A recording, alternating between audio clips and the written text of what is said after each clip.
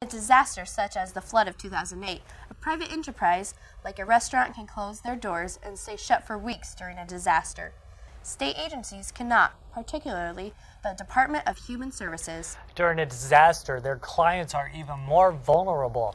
KSP's Jamie Morris has that story. Iowa Department of Human Services is located in the Iowa building in downtown Cedar Rapids.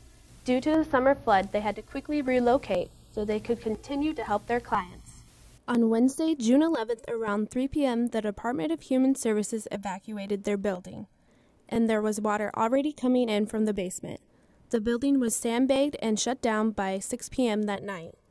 Water eventually filled the basement and came up 6 feet on the first floor. Ed Herman, Personnel and Business Manager for the Cedar Rapids service area of the Iowa Department of Human Services, describes what it was like stepping back into the building. It was dark, it was dank. We had to walk around with flashlights to be able to assess the damage. Monitors were up on top of filing cabinets, chairs were overturned. There was papers were everywhere. Anything that could have floated and moved did. DHS lost 30 years of closed case files, office furniture and equipment such as computers, chairs, printers, faxes, copiers, as well as staff's personal items. One object we were able to recover was a wooden butterfly that a staff person had placed up about 8 feet on our wall. So of the entire basement and the first floor, we were able to recover one wooden butterfly.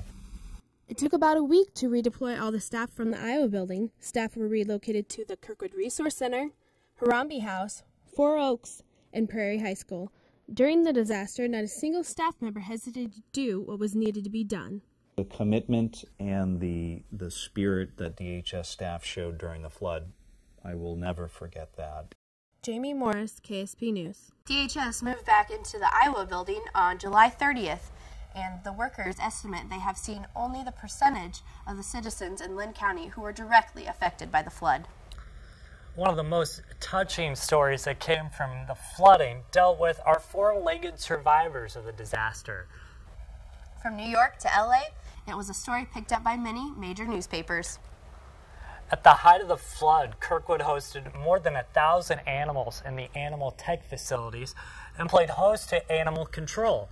Professor Ann Duffy says all the flood dogs have been adopted.